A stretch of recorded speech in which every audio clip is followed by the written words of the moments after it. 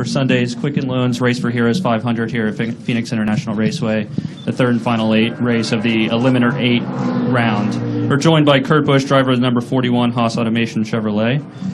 Kurt has quite a history here at Phoenix, winning one race, his fifth and most laps led, and it's coming off back-to-back top 10 finishes here.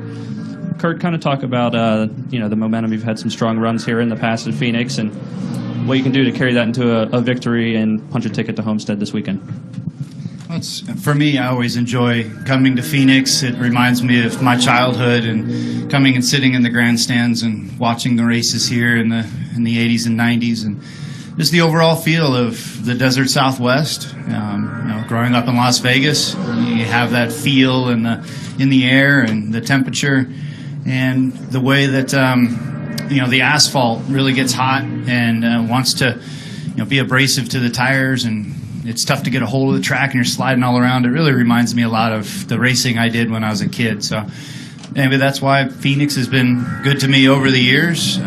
Just one win, though, but a lot of good, consistent runs. This is one of those tracks that I look forward to coming to, is one of those tracks where you can get a top 10 very easily, and now it's time to parlay that good feeling of a good, consistent run into a win. I mean, we're in a position where we have to win. It's what we've got to do, and we want to win to continue to move our season into the next race.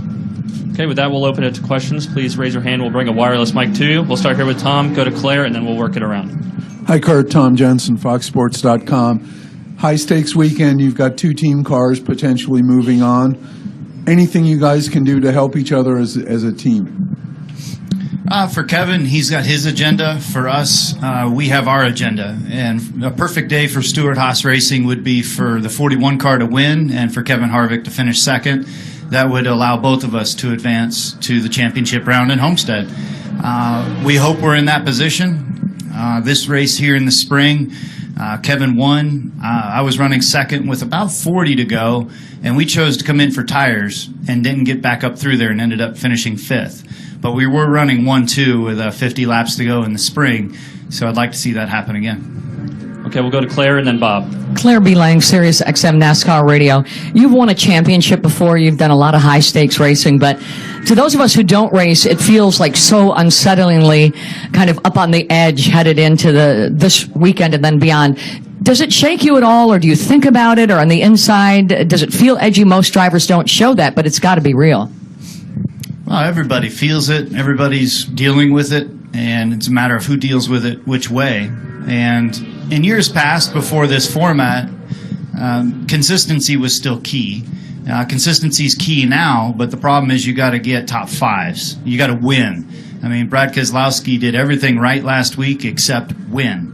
That's what we have to do this week, is we have to win. A top five isn't going to be good enough. And that's where, a lot of people think that we did good last week by finishing seventh. And I was like, yes, thank you. What did it do for us? Absolutely nothing. And so you have to go and win. That's what this format demands that you do this time of year. But for us on the 41 Haas Automation team, to be a top 8 team and to be in this final round and to have this nice chase hat on all the way into this deep into November, it feels like a solid accomplishment and it feels like a great season. But there's so much that's right in front of us that we can go and make this an incredible season, and that is to win here on Sunday and to go to Homestead to win next week. Is it nerve-wracking, though? Well, it's nerve-wracking. I mean, the emotions are high, and the way that everybody looks at this is a challenge, and everybody is feeling the different emotions that go through making a championship run. Okay, we'll go to Bob in the back, then Pete, and then Lee. Bob Pockris, ESPN. What do you think your chances are of winning, and when do you kind of have to decide, all right, we're going to have to try just do a different pit strategy or something in order to try to get a win? I think our chances are good, and we're going to play to the strength of our team. Man, our setup is very similar to Kevin Harvick's, and he's won the last 5 out of 6 races. And we'll mirror the 4-car as much as we need to until we feel like they've left us a gap or they haven't quite capitalized on a perfect pit call, and we'll make that decision when it's crunch time. I mean, we're going to go into this as business as usual, but these races are all coming down to how you play your cards around the 3/4 mark to go. Pete Pistone, MRN.com, Sirius XM NASCAR Radio. Just going back to what you were talking about with the top five is not good enough. Does that change your approach week in and week out, knowing that sometimes that's not going to be good enough? Does that change up how you guys approach race weekends? Well, it's an emotional game, or it's a challenge to make sure that, yes, we've had a successful year, and to finish 7th on a bad day is nothing to sneeze at. I mean, my fiance's father, he plays polo and he understands competition, and he's a very positive man, and he's always patting me on my back when we have those solid runs. And I'm trying to educate him on this chase program and this chase format, that a 7th place finish is good, but to be the best and to win it all, we have to win, and we have to be in that top tier. And even though that our goal at the beginning of the year was to be a top 8 team and to make it this far into the chase, Tony Gibson has allowed this whole team to be themselves and to enjoy the success, to enjoy the run, but also to continue to work hard to get that last little bit that's right there in front of us. Lee Spencer, Motorsport.com. Can you, last weekend you guys thought you had a good pit stall, and it turned out, there were issues. Tony usually doesn't get hot on the radio, usually compliments the pit crew, but you had something go on there. When you look at stuff like that, how important is it to, the outcome is, and then moving on to Phoenix with as tight as this pit road is, could it play a pivotal part in Sunday's outcome? Well, we knew our pit stall was doomed last week. We picked it with an opening behind us, and then the 88 car had a penalty, and that meant he had to forfeit his pit road pit selection. So now what we hope NASCAR realizes is that when you're penalizing one team for their pit road selection, it affects another team that was an innocent bystander. It makes no sense to me to penalize people on their pit selection. But we knew it was going to be an issue. We knew the 88 was going to run well. And then our pit crew had a couple loose lugs here or there. I mean, normal situations. We didn't have anything out of the serious normal. I mean, it was just kind of business as usual. We knew we were going to get blocked in a few times, and we all tried to work around it. What compounded the issue was the 88 would pit around us, and then the 16 would come around the 88. So anytime you have 3 cars that are pulling in that order, it's going to slow up all three teams.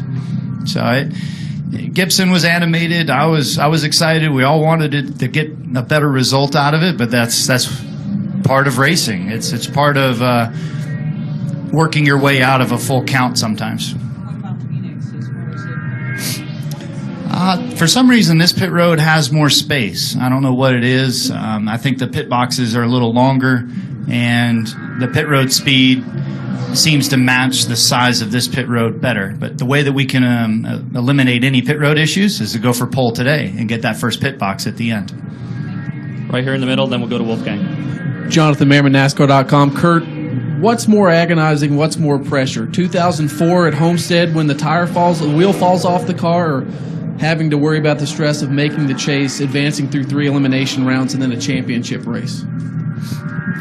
Well, it's all part of a championship run. You hope that you're in championship position every year.